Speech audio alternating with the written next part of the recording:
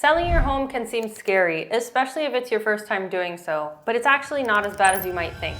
Hear me out. As a real estate professional, having helped buy and sell a lot of homes, and as a homeowner myself, I can understand how stressful it can be when determining what to fix and what not to fix when preparing a house to sell. So with this video, I hope to clear up your questions and get you ready to sell your house effectively and without going broke in the process. We're gonna go over 7 things that you most likely do not need to fix before selling your house while still giving you the highest chance of successfully selling and getting the most bang for your buck. I'm Angie Blanco, a realtor here in Miami, Florida with One Path Realty. All my information is down in the description if you needed to reach out with a more specific question or situation. All right, let's get into it. Number 1, do not replace your roof. In today's market, and in the Miami market more specifically, a roof can cost well over $30,000 to $40,000 or more, depending on the size of your house and the material you choose, and you will not get all of that back. If you have an older roof, get a specialist to certify it and make sure that there are no leaks or missing material like shingles or tiles. If there are leaks or missing material, then you definitely want to address those and repair them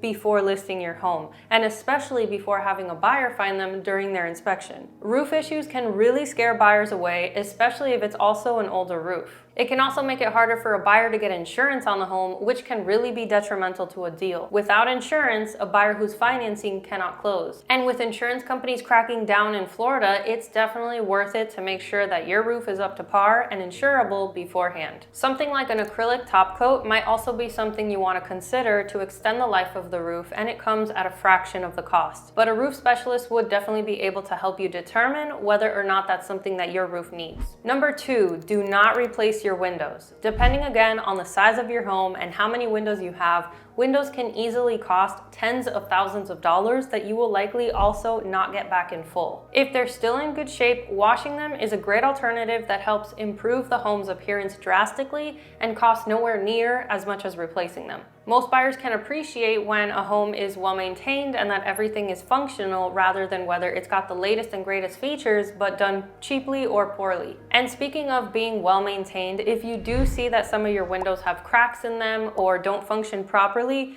you might want to consider replacing the cracked panels or repairing the opening mechanisms, because this again doesn't cost nearly as much, but it'll make a good impression on buyers who come see the home, maybe tests out the windows and sees that everything checks out. Windows will also be checked during the buyer's home inspection by the inspector. So if anything is broken or non-functional at that point, they'll see it on their report. And from what I've seen on previous inspection reports, cost estimates for windows are usually quite expensive. So addressing this beforehand can potentially spare us entirely from negotiating window replacement costs. Number 3, don't gut or even remodel the kitchen or bathrooms. It's true that these spaces influence a home more than most other parts of a home, but kitchen and bathroom remodels are costly and you will also not get back all that you spent on them. If you did a lower end remodel and spent $15,000 on a kitchen instead of $35,000, you may only get back about half of what you paid. And that's if we find a buyer that likes the kitchen that you made and wants to pay what you're asking for it. Your taste may also be totally different from buyers who come see the home. So if you spend $40,000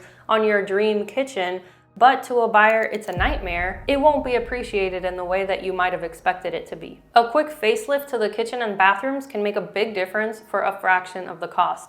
Things like replacing the light fixtures, faucets, cabinet door pulls or hardware, and even refacing the cabinet doors if they're looking really rough will make a world of a difference and freshen up and modernize the spaces a lot. Number 4, don't add costly outdoor additions like pools, gazebos, or summer kitchens. Although these are highly desirable features, especially for homes in hot South Florida, they are very expensive to build out, and like I said before, you will likely not get a 100% return on them. Now, if you're thinking of staying in your home for, say, another 5 years or so before selling, then that's a different story. And building out a pool then might make sense for you and your family to continue enjoying the hot summers at your house. But staying on topic for this video, which assumes you're thinking of selling within the next few months, then you may want to stray away from that big and costly of a project. Number 5, don't replace your AC if it can be repaired just for the sake of selling. In Florida, and more specifically Miami, AC is a must because it gets so hot and humid here. So if you list your home with a broken AC and the showings are hot and muggy,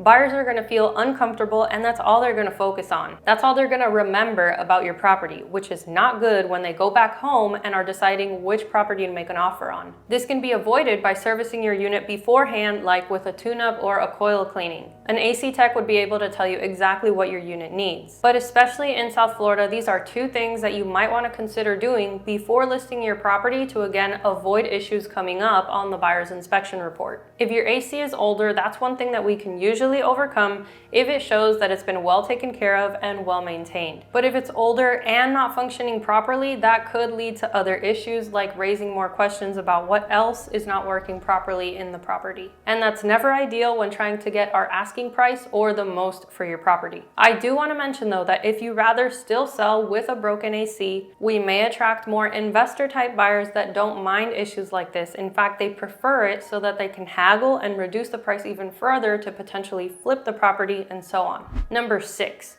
Don't make modifications that will hurt or decrease the value of your home. For example, if you have a 3-bedroom house with average sized rooms and are thinking about possibly combining 2 of the smaller bedrooms to make a larger master bedroom because you think buyers would prefer having a larger primary bedroom instead of more bedrooms, I would urge you not to. Although having a large primary bedroom is a perk, it's definitely not if it comes at the expense of having one less bedroom in total. Let the buyers make that decision for themselves if they want to make that modification later on. But don't do it before selling because it can hurt the value of your house during an appraisal if the buyer is financing. And it can also largely decrease the amount of buyers who are interested in your home if, for example, they have children or work from home and need more rooms or a home office to accommodate their lifestyles. And finally, last but not least, number 7.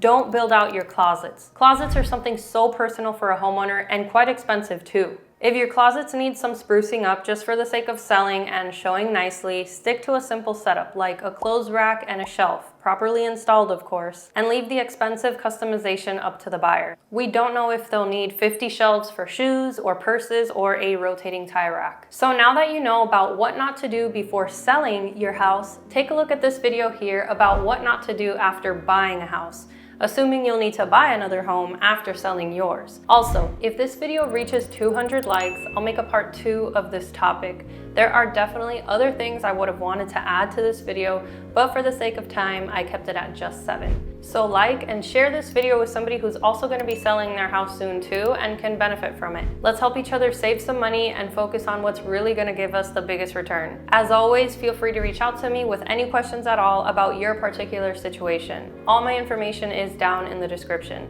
Thanks for watching, and I will see you on the next one.